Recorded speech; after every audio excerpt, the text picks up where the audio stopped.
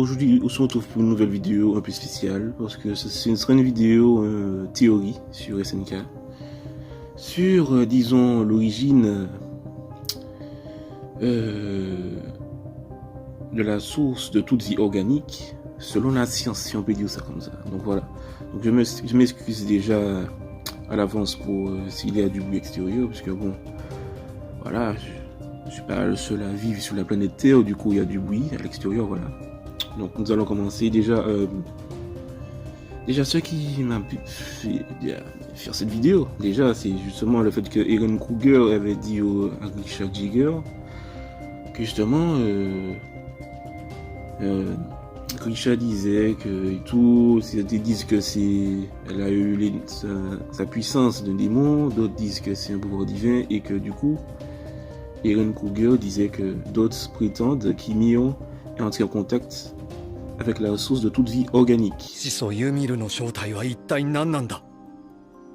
マーレ政権下では悪魔の使い、エルディア帝国の時代では神がもたらした奇跡、有機生物の起源と接触した少女、そう唱える者もいる。は？この世に。Du coup, j'ai fait un peu de recherche et tout, et je suis arrivé sur un élément en particulier, sur une information que je souhaiterais vous partager, que voilà, j'estime que ça peut être une théorie selon la science. Voilà. Donc alors, maintenant que je vous ai parlé du but de base de la vidéo, alors, vu que Eren Kruger a dit que Ymir est rentré en contact avec la source de toute vie organique, j'ai cherché tout et je suis arrivé à une recherche qui m'a permis d'arriver à... C'est une théorie scientifique selon l'hypothèse que tout être vivant viennent de même ancêtre commun. Donc du coup, j'ai fait un peu de recherche et tout, voilà. Et en fait, le dernier être commun universel connu, quoi, en anglais qui donne Lucas, c'est Last Universal Common Ancestor. Voilà, donc en anglais ils ont fait une abréviation qui donne Lucas. Donc c'est un organisme unicellulaire à l'origine de toute vie organique, de tout ce qui est vivant. Mais je précise, ça n'a pas été confirmé et tout, parce que ça reste une hypothèse scientifique. Donc l'existence de Lucas n'a pas été prouvée, mais son existence est présumée par l'analyse des lignes génétiques du vivant, au cœur de toutes les cellules de tout être vivant. Lucas est l'être vivant hypothétique le plus vieux qui relie tout ce qui existe aujourd'hui. Donc voilà, donc disons que voilà, c'est de lui que vient tout, c'est la base de voilà, l'ancêtre, c'est comme un arbre généalogique, voilà. Du coup, de lui vient tous les autres êtres vivants qui existent. Donc, cet être commun qui est Lucas a 3 domaines du vivant: les eucaryotes, les prokaryotes et les archées. Les prokaryotes qui sont sans noyau, de base, en gros, ce sont les bactéries. Les archées, aussi appelées archébactéries anciennement, et les eucaryotes. Donc, les eucaryotes, c'est un domaine regroupant tous les êtres d'organismes unicellulaires, multicellulaires, qui se caractérisent par la présence de noyaux et généralement organiques, spécialisés dans la respiration. Donc ça comprend les animaux, les champignons, les plantes, les humains. On est aussi inclus dans la catégorie des eucaryotes. Après, il y a les prokaryotes, qui sont des micro-organismes unicellulaires dont la structure cellulaire ne comporte pas de noyaux. Donc voilà, les bactéries et tout. Et les archées, ils sont semblables aux prokaryotes, donc aux bactéries, mais leurs mécanismes internes sont beaucoup plus proches des eucaryotes, donc un peu de nous, quoi. Voilà. Et je tiens à préciser aussi que arché ou archéa du grec ancien signifie originel et primitif. Voilà.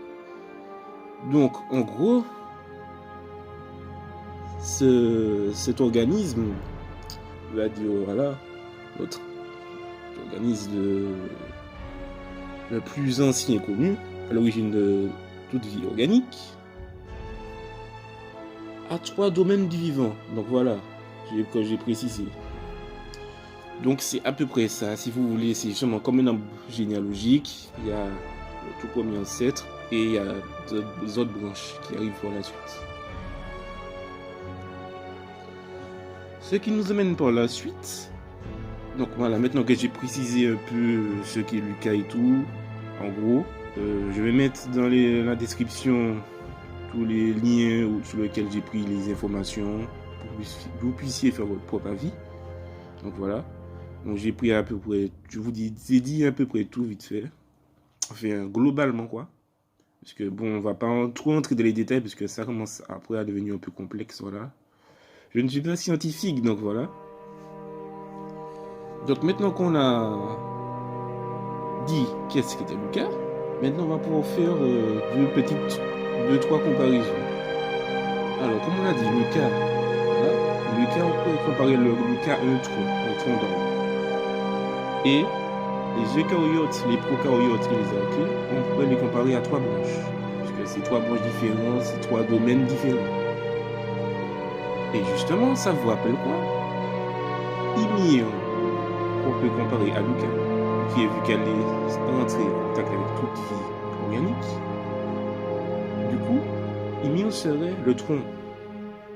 Et ensuite, comme on nous a vu, voilà, on sait déjà, vu que voilà.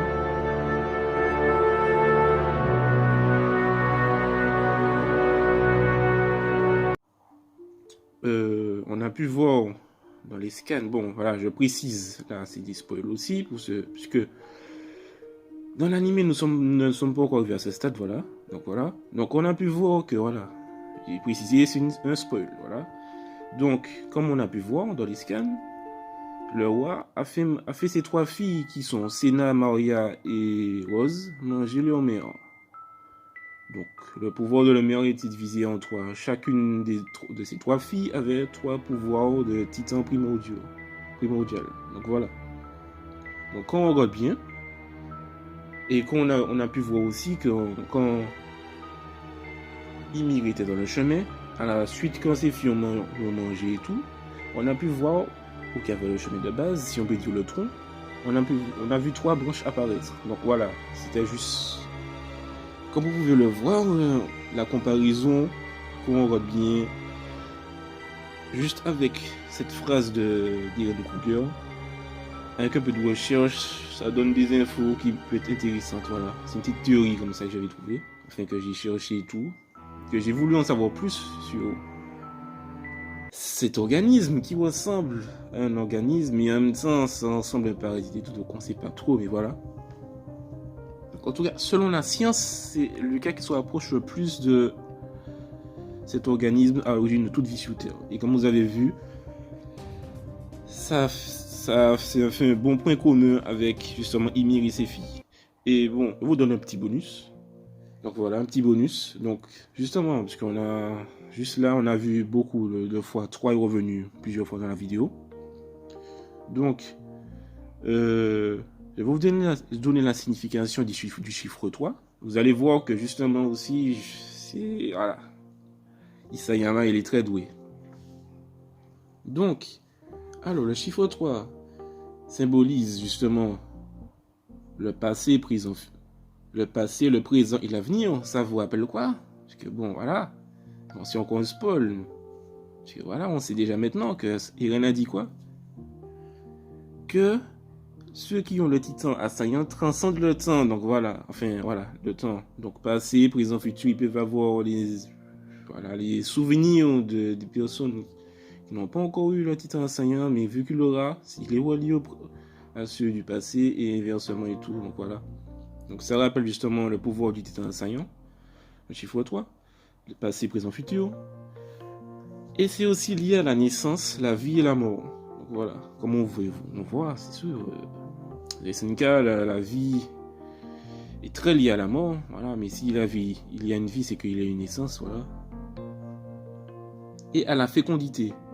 Donc donner naissance à une descendance. Et comme vous avez vu, le roi a très précisé aussi à ses filles de faire tout leur possible pour avoir une descendance, pour perdurer la lignée royale et tout, pour que l'Empire Eldia puisse dominer le monde. Donc voilà. Et ça représente également le corps, l'âme et l'esprit. Ça symbolise également cela. Comme on peut voir aussi, Ymir, voilà, le corps, les êtres humains, l'esprit, parce que bon, grâce au chemin, tous les Eldiens sont étroitement liés, grâce à un lien spirituel, donc l'esprit et l'âme. Ça rappelle aussi également, justement, à la mort d'Ymir, eh bien, c'est été dit que quand il est mort, du coup, son âme est divisée en 9 parties, qui donne justement le pouvoir des 9 titans primordiaux, vu que ça a été divisé en 9 parties. Donc voilà, donc, ça rappelle aussi ce côté-là dans l'âme. Donc en fait, comme vous voyez bien, tout est lié avec Isayama, c'est incroyable. Donc voilà, c'était tout pour cette vidéo. J'espère que ça vous aura appris un peu quelques 2 ou 3 informations. Ça vous aura plu aussi. Je ne sais pas ce que vous pensez de cette théorie, mais selon la science, si on peut dire ça comme ça, mais je trouve qu'elle est assez intéressante. Donc voilà. Donc en fait, la source de toute vie organique mentionnée par Irene Kruger serait en fait Sebulka, le dernier ancêtre commun universel. Donc voilà, c'était tout pour cette vidéo. Dites-moi en commentaire ce que vous en pensez. Et puis voilà. J'ai une autre vidéo que je vais penser, mais elle est très... Bon, les gars, fait toutes les choses qu'il faut. Justement, ça a parlé aussi de l'origine, voilà, des titans avec Ymir et tout, mais là, c'est plus en profondeur, mais c'est... Il a fait toutes les recherches, mais pour faire la vidéo, ça sera compliqué et tout. Donc, je sais pas, pour vous promets rien, je sais pas encore si je vais la sortir. Parce qu'il me faudra du temps aussi, mais voilà. Donc voilà, dites-moi dans les commentaires ce que vous pensez de cette théorie. Et puis voilà, je vous dis à la prochaine. C'était Ciel.